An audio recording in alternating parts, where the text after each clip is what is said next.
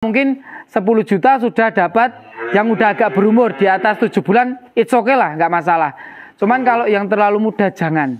Itu biasanya susah dirawat, gampang cacingan, kemudian kalau orang Jawa bilang kecendet.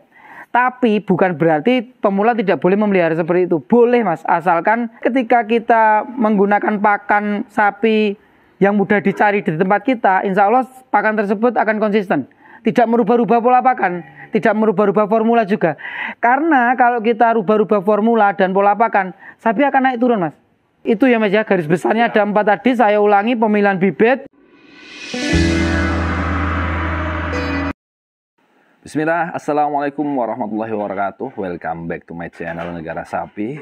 Beli sekuteng, naik motor Scoopy.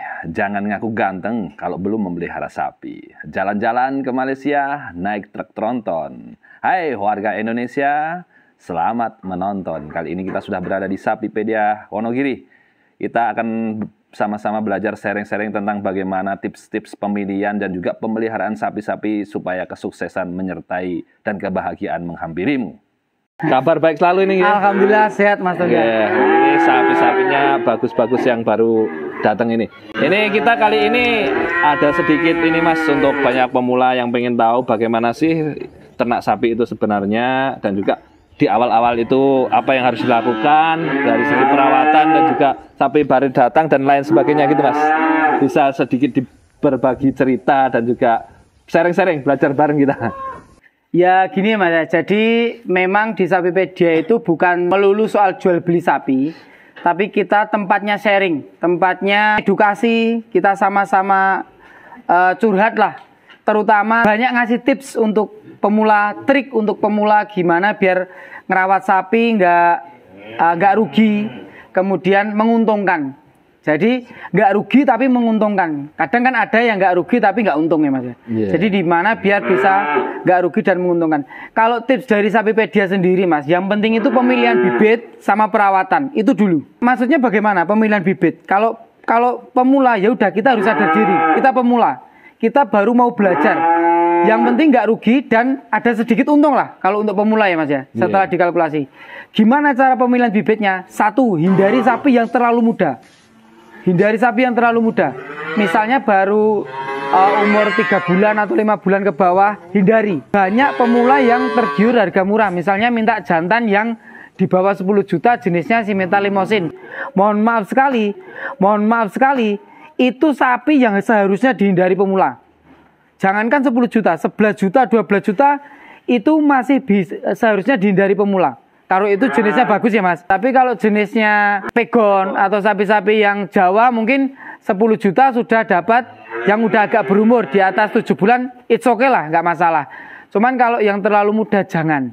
Itu biasanya susah dirawat, gampang cacingan, kemudian kalau orang Jawa bilang kecendet. Tapi bukan berarti pemula tidak boleh memelihara seperti itu. Boleh mas, asalkan telaten.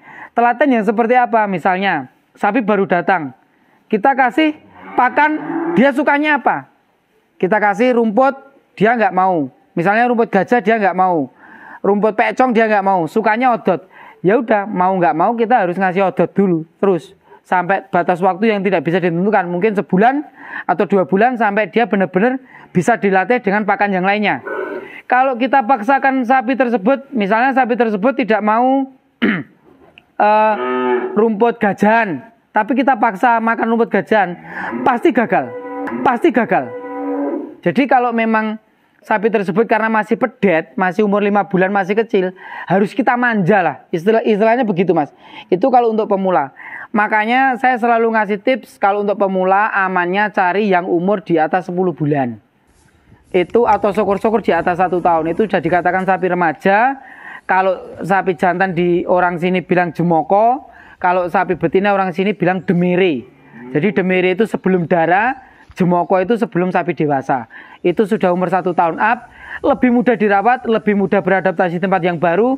Kita latih dengan pakan yang ada di tempat kita, insya Allah cepat beradaptasi. Beda dengan pedet. Nah, kemudian yang kedua perawatan. Perawatan begini mas. Kalau sapi untuk pemula, cari pakan yang mudah ditemui di tempat teman-teman. Misalnya Teman-teman rumahnya Sumedang. Sumedang tempatnya tahu. Kita tahu identik dengan tahu. Iya, betul sekali. Berarti kalau bisa makan pokoknya, komboran pokoknya ya ampas tahu. Karena apa? Karena ketika tempat kita identik dengan tahu pasti selalu ada, konsisten. Jadi jarang ada Sumedang kehabisan ampas tahu. Kemungkinan kecil itu ya. Karena dia tempatnya tahu. Kemudian misalnya tempat lain, misalnya Onggok. Itu tempatnya di sekitar Pati kalau yang banyak Mas ya. Berarti kalau kita pelihara sapi di Pati ya bolehlah. Kita pakan utamanya Onggok. Jadi sesuaikan dengan tempat masing-masing. Misalnya Mas Tonda rumahnya Ponorogo. Kebanyakan di sana apa Mas?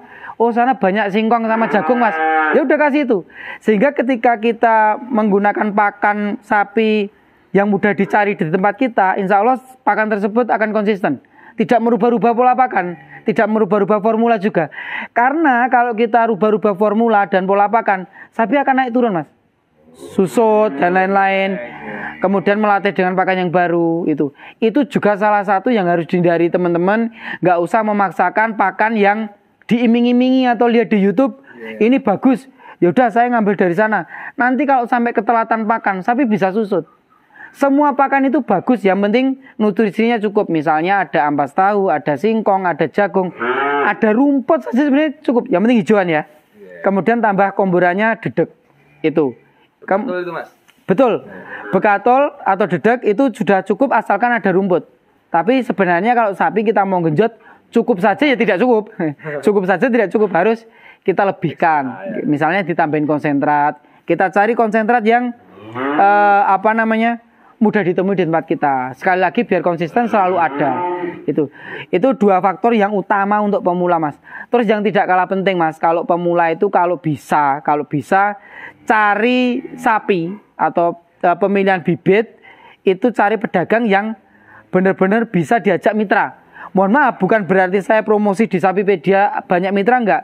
Silakan, enggak harus ke Sapipedia. Mau ke tempatnya si A, si B, si C, semuanya itu saya anggap teman-teman semua. Jadi ada pedagang ABC itu bukan kompetitor saya, bukan pesaing saya, tapi mereka saudara saya semua. Kita sama-sama bergelut di dunia sapi. Semuanya orang baik-baik. Yang penting carilah yang terbaik. Jadi misalnya kalau di Sapipedia, kami siap mensuplai, bibit, kami juga siap mengambil, kami juga siap memanen. Sehingga kita ketika Sapipedia berprinsip bisa memberikan bibit yang bagus, kemudian siap memanen, insya Allah kami tidak bisa bermain harga. Karena ketika kita bermain harga di saat pensuplaian, mau nggak mau kita harus panennya, iya, makanya kita kasih harga standar. Bukan berarti kita nggak cari untung, nggak. Kita pebisnis, kita wira swasta, kita juga harus cari untung Mas. Tapi nggak muluk-muluk. Yang penting mitra senang sama-sama untung. Banyak sekali mitra Sapipedia yang sudah berhasil, bahkan dari pemula banget. Mas Tonda kemarin juga habis dari tempatnya Pak Parno ya. Betul, yang di itu Nguntoro Nadi Mas. Iya. Salah nyebut itu kemarin kawan Dana. Di Nguntoro Nadi. Lembeyan, Gurang Gareng ya? Maksudnya Gurang Gareng. Kecamatannya Nguntoro Nadi yang di tempatnya Pak Parno Pentol ya. Itu salah satu mitra Sapipedia. Idul Adha kemarin saya borong semua itu satu kandang. Itu banyak sekali. Mungkin nanti Mas Tonda semakin ke depan, semakin ke tempat-tempat mitra saya semakin banyak nanti. Kemarin juga di Pacitan ada di Arizona Farm itu. Iya, di Arizona Farm itu luar biasa. Itu pemula yang bisa dikatakan nilainya 90 itu. Itu 1 ton beberapa itu. Iya, sapi dari saya itu kalau nggak salah pedetan itu harga 13,5 14 juta.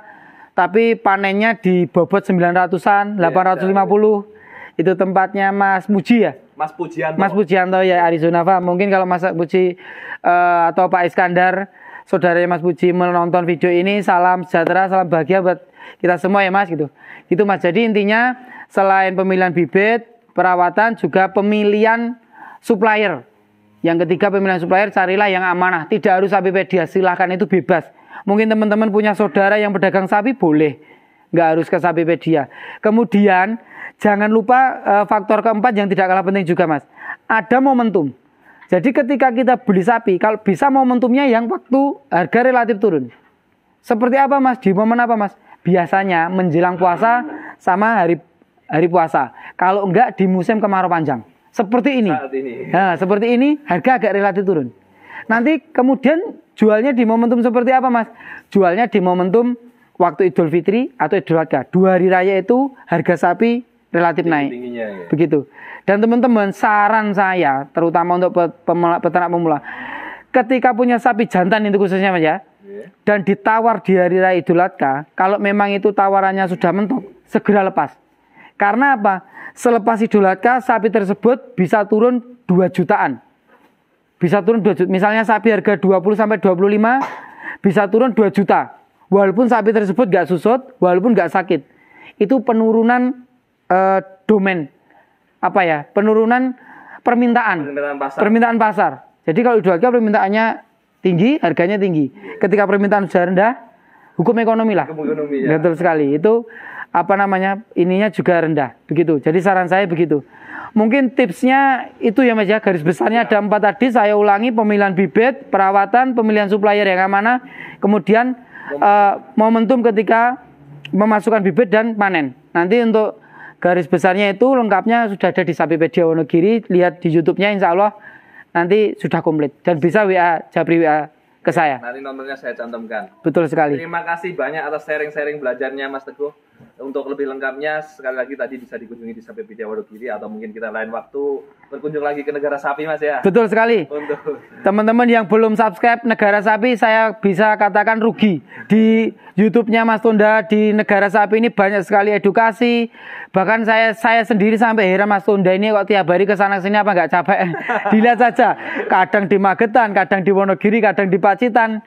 Insya Allah saya doakan Mas Tunda channelnya semakin berkembang, semakin maju, dan tentunya memberikan edukasi kepada semuanya. Insya Allah nanti menjadi amal jariah buat Mas Tunda. Amin. Sama-sama Mas Teguh juga semakin sukses, semakin bahagia. Amin. Berkah ke depannya. Amin. Ini sambil ini Mas keliling Jawa Timur, Jawa Tengah sementara. Oh iya. Tuntutan profesi sekalian konten gitu. Oh gitu, siap, bagus Mas. Jangan salah Mas, kadang sampingan itu bisa transisi jadi utama. Amin. Siap. Terima kasih Mas Teguh. Siap, sama-sama.